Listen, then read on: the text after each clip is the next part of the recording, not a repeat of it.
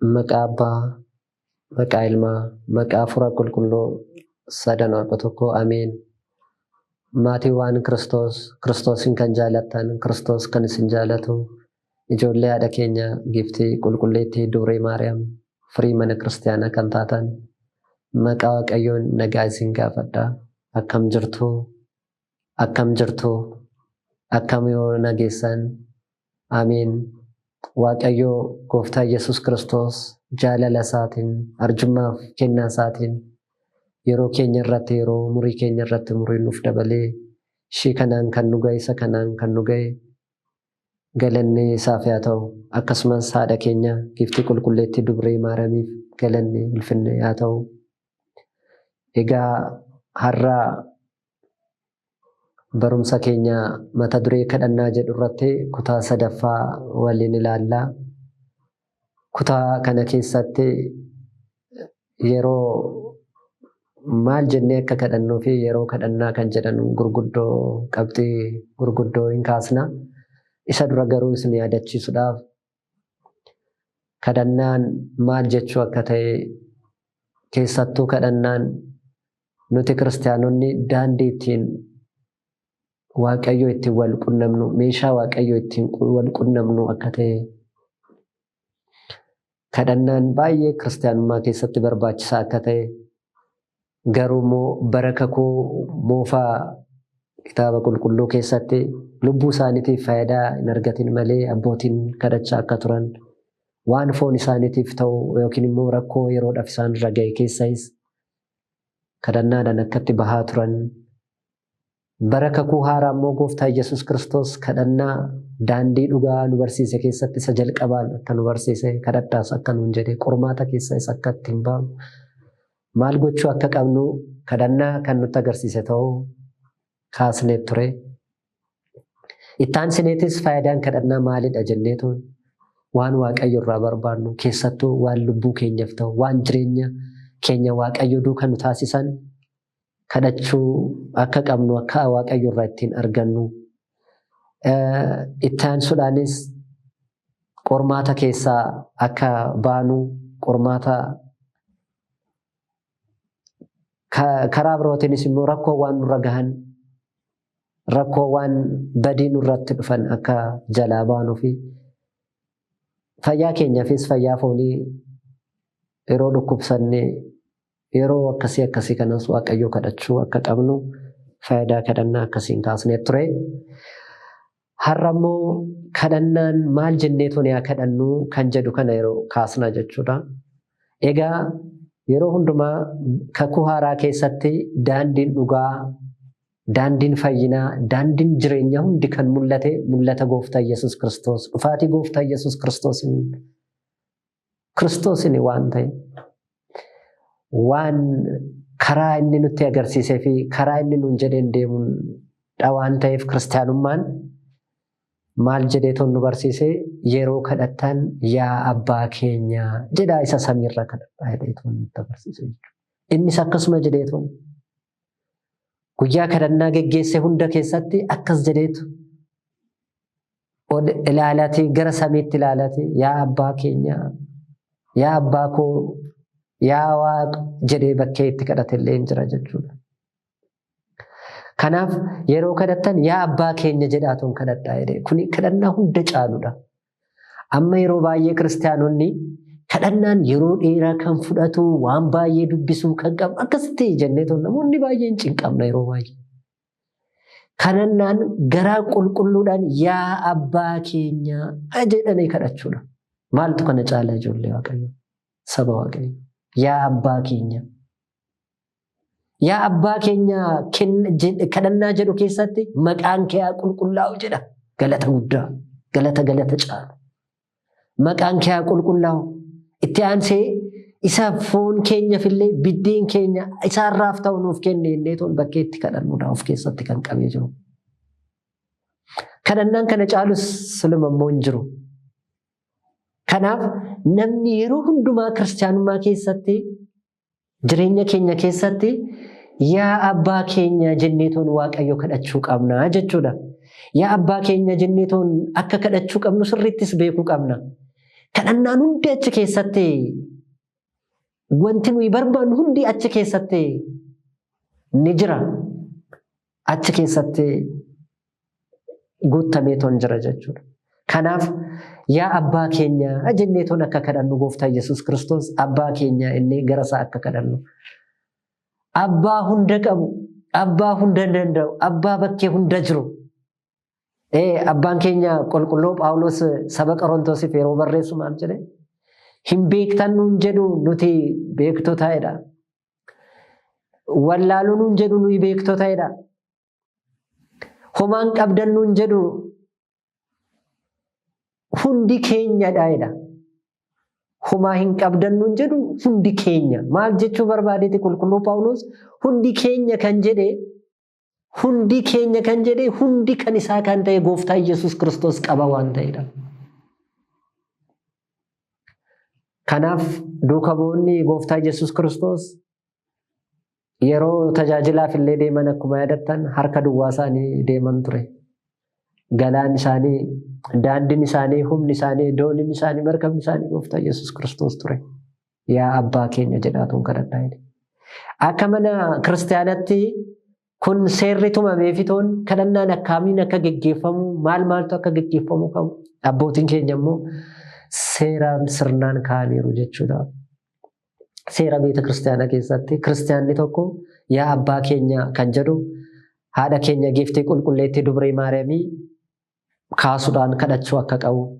Abbootiin keenya immoo galatoo Maariyaamii fi faarfannaa Daawit yeroo baay'ee kadhachuu akka qabnu kana nu eeraniiru, nutti himaniiru jechuudha.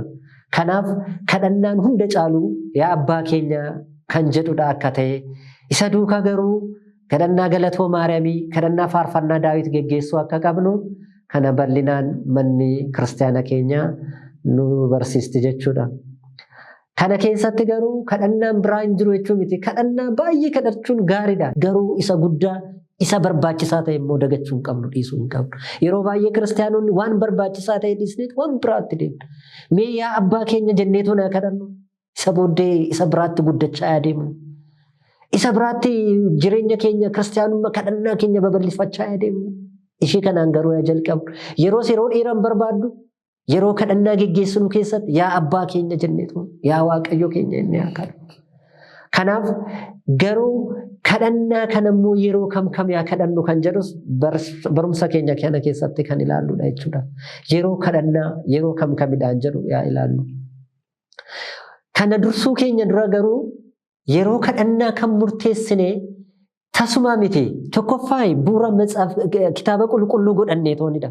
Kitaabni qulqulluu keessatti waan barreeffame abbaan keenya qulqulluu Daawit faarfannaa isaa 33-34 irratti 118-164 irratti guyyaa keessatti yeroo torban si galateeffadha kadhannaa gara keetiin geggeessaa jira. Kun bu'uura mataasaa kan qabudha. Kitaabni qulqulluu bu'uura isa guddaadha jechuudha. Yeroo torba kadhannaa geggeessuun mana amantaa, mana kiristaanaa keessatti kiristaana tokkoof waan ajajamedha jechuudha.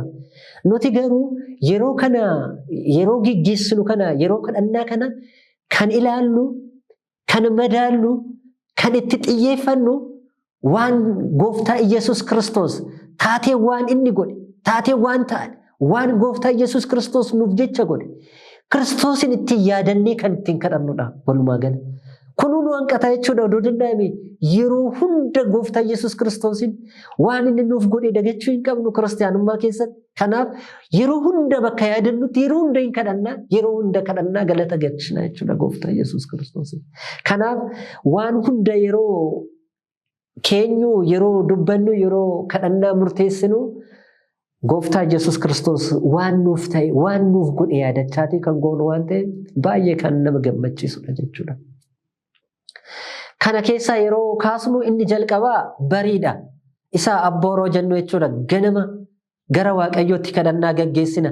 Kadhannaa kana kan geggeessinu akkuma yaadattan ganamni isa jalqabaa yoo seenaa kaasne yeroo abbaan keenya Addaam yeroo itti dogongoredha. Boodammoo yeroo yaadannu, yeroo kaasnu gooftaa Yesuus Kiristoos biyya lafaa kanarratti nuuf jedheetu gidiraa yeroo makaraa isarra gahedha. Yeroo Phiilaaxoos fuuldura itti dhaabbatedha. Kana yaadachaati gara waaqayyoo yaa abbaa keenya jennee yeroo itti kadhannudha. Nuuf jechee murtiidhaaf dhaabbatte, nuuf jettee gidiraadhaaf makara nuuf jettee fannoodhaaf dhaabbattee inneetoon jaalala isaa taate inni nuuf jedheetoon ta'e san yeroo itti yaadannudha jechuudha. Ganama barii ganama kan itti kadhannu jechuudha. Kanaaf Maatiyos wangeela Maatiyos boqonnaa 27 lakkoofsa 1 irratti sirriitti seena kana hin arganna jechuudha. Gooftaa Yesuus Kiristoos Phiilaaxoosii fuuldura yeroo itti dhaabbatedha yeroon kuni. Inni biraa sa'aatii 3 irratti kan kadhannudha. Yeroon kunis yeroo seena mataa isaa kan qabudha. Ammas garuu nuti Gooftaa Yesuus Kiristoos yeroo itti yaadannudha. Yeroo murtiidhaaf itti dhaabbate keessaa yeroon tokkos isa kanadha. Garuu yeroo kanatti kennaan hafuura qulqulluu duuka bu'oota Gooftaa Yesuus Kiristoosiif yeroo itti bu'e isa ba'aala Pheenxeqoonxee isa jedhamu yookiin hafuurri qulqulluu guyyaa itti isaaniif bu'e guyyaa maatiin Kiristoos mana haadha Maarqositti kennaan hafuura qulqulluu ittiin bu'eef yeroo kanadha jechuudha. Daani'eel faan yeroo kadhannaa itti gaggeessan yeroo kana turedha. Boqonnaa Daani'eel boqonnaa 6 lakkoofsa 10 irra hojii duuka bu'ootaa boqonnaa 2 lakkoofsa 15 irratti waan ta'anii jiranidha jechuudha. Nutis kennaan hafuura qulqulluu akka nuuf baay'atu jireenya keenya keessatti jabina keenya humna keenya kan ittiin argattu isaanidha waan ta'eef kennaa kan akka Waaqayyoon nuuf laatu kennaan kun akka nuuf baay'atu sa'aatii 3tti yeroo hunda kadhannaa geggeessuun baay'ee barbaachisaadha yaadachuu qabna jechuudha. Kan biraa guyyaa saafaadha sa'aatii 6tti kadhannaa geggeessinudha. Sa'aatiin kun sa'aatii baay'ee murteessaadha. Yeroo kana gooftaan keenya Iyyasuus Kiristoos qoranmaata hunda darbee isa dhumaa fannoo irra yeroo itti ooledha. Yeroo itti fannifamedha Gooftaa Yesuus Kiristoos jechuudha. Wangeela Yohaannis boqonnaa 19 lakkoofsa 14 irratti hin argattu. Qulqulluu Daawitis yeroo kana kadhannaa akka raawwachaa ture faarfannaa Daawit 54 lakkoofsa 17 irratti guyyaa saafaa gara kee kadhachaa jira jechuudha. Bakkee itti kaasee jira.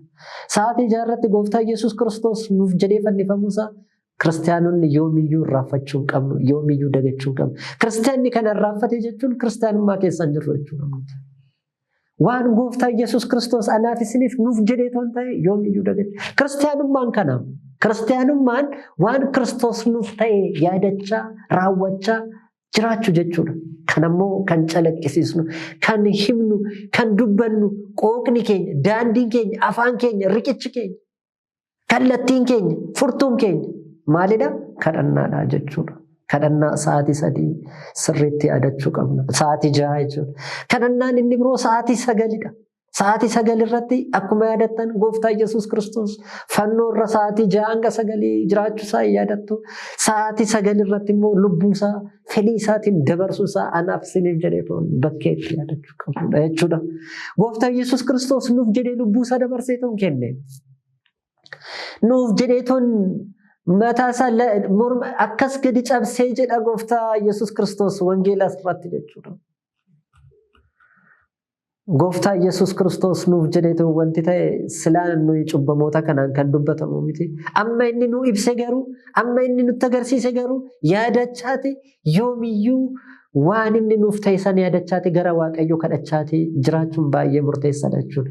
Wangeela Maatiyos boqonnaa 27:45 irratti, Maarqoosis 15:34 irratti kana sirriitti argitu jechuudha.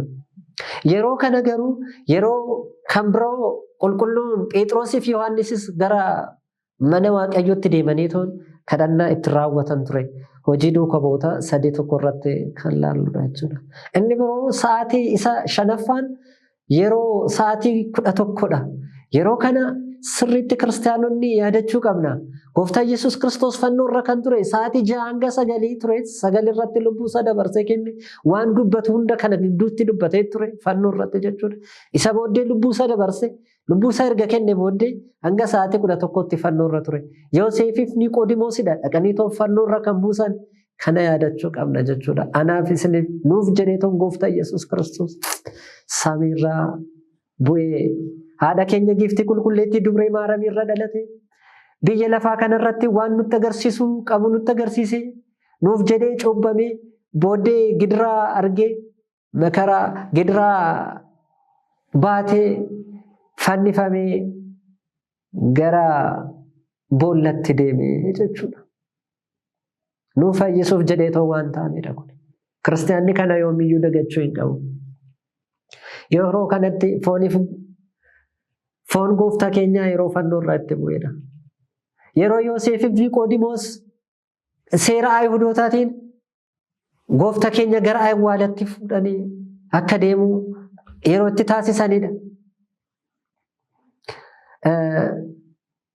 Qulqulluu Daawitis yeroo kana kadhannaa akka geggeessaa ture.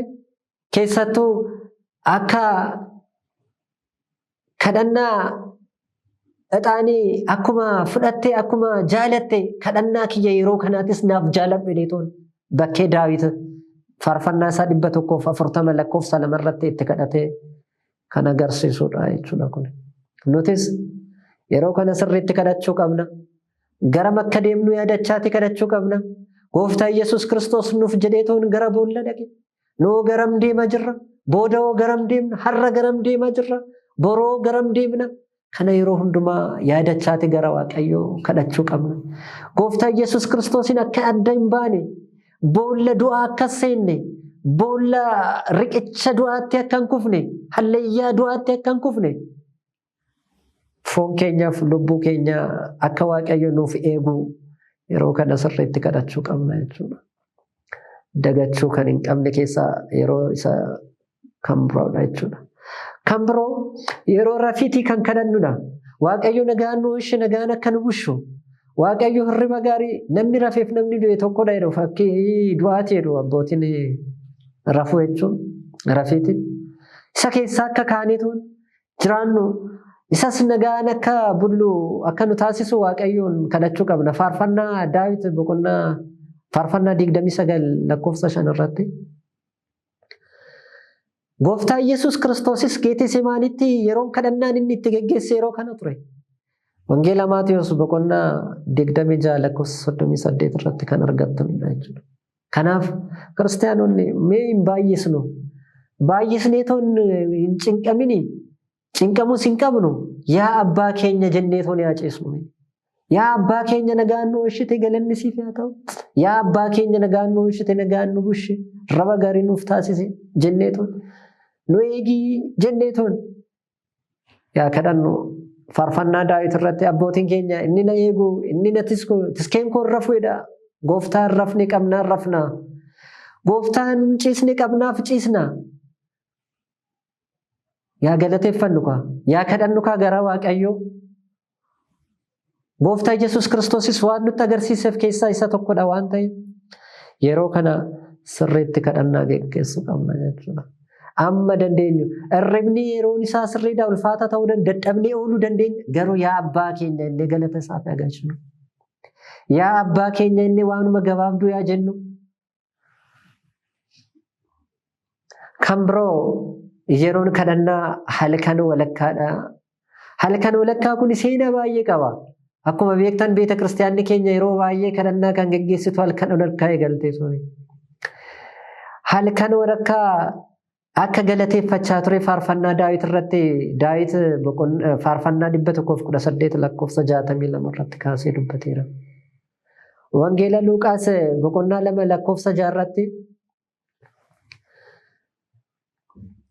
yeroon kun yeroo raajii guddaan itti raawwatedha. Gooftaa Yesuus Kiristoos gola saawwanitti Beetlehemitti yeroo itti dhalatedha. Yeroo kana yeroo tiskoonni raajii gurguddaa itti arganiitu ifti isaan naanneeffatee isaan itti naannee ifti ifaa arganii gara ifaatti bakkee itti fiigan.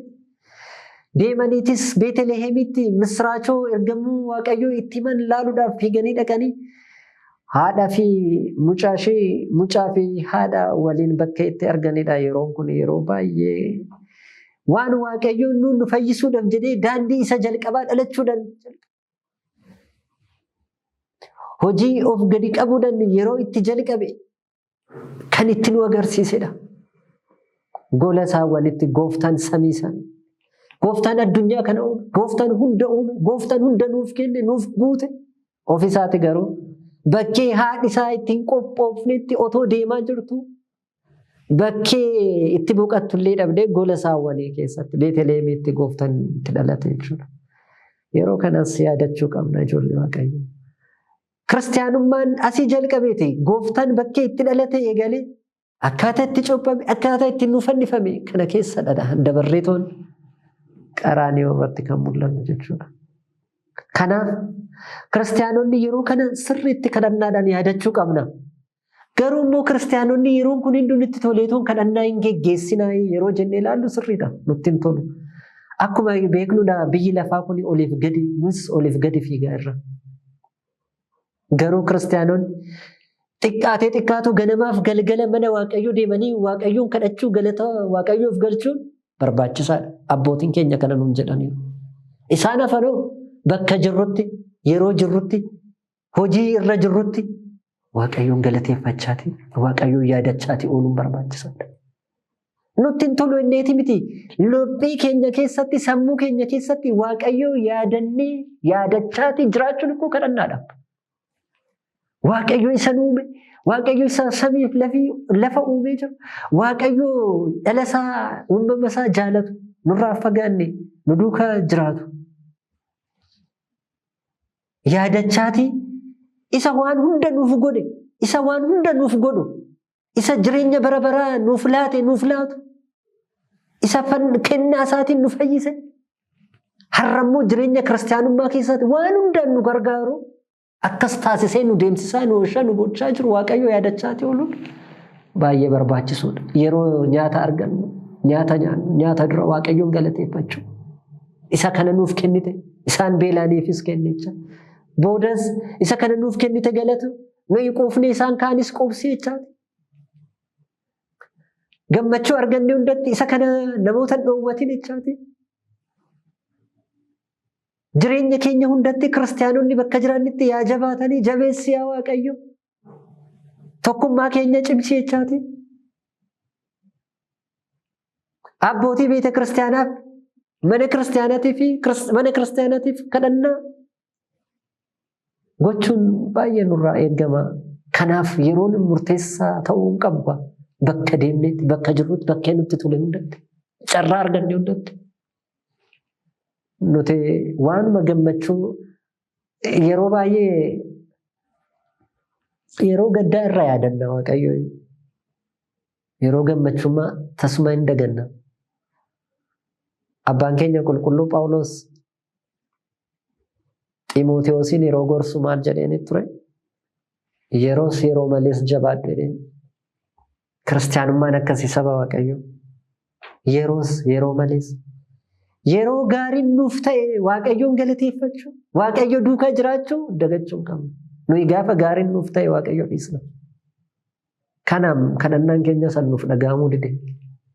Kanaaf waaqayyo irraas fagaachaa kan nu deemse. Gaafa waa arganne sabni Israa'elis akkas turan. Nuyis akkasuma fakkaachaa dhufne.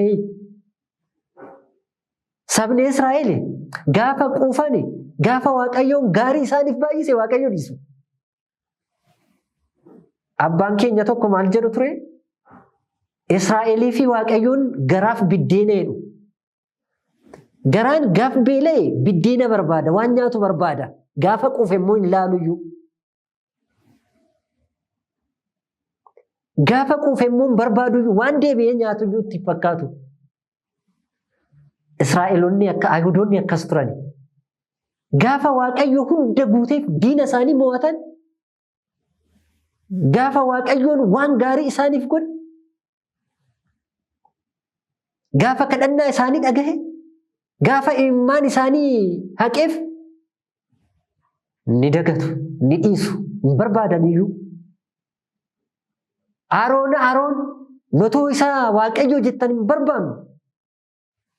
Isa ijaan arginu kan waaqeffannu nuuf uumeedhaniitoo dhiphisaa turan Arooniin. Kiristaanonni yaadadhaa waan keessa darbansan immoo. Inni kaan hafu galaana Eertiraa haalli itti ce'an amma waan waaqayyo isaan dagachiisu ture. Galaana Eertiraa ce'uu qofaa miti diinni isaanii gaafa galaana Eertiraa keessatti hafu notoo kana hin barbaannu jedhan.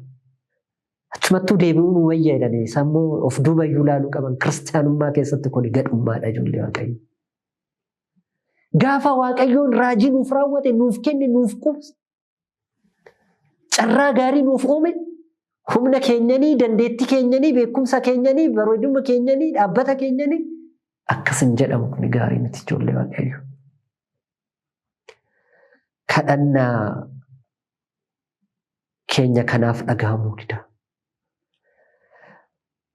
Xiimotewosiin gaafa siif gaarii ta'es gaafa gaarii siif hin taane waaqayyo jabaadhu jedheen.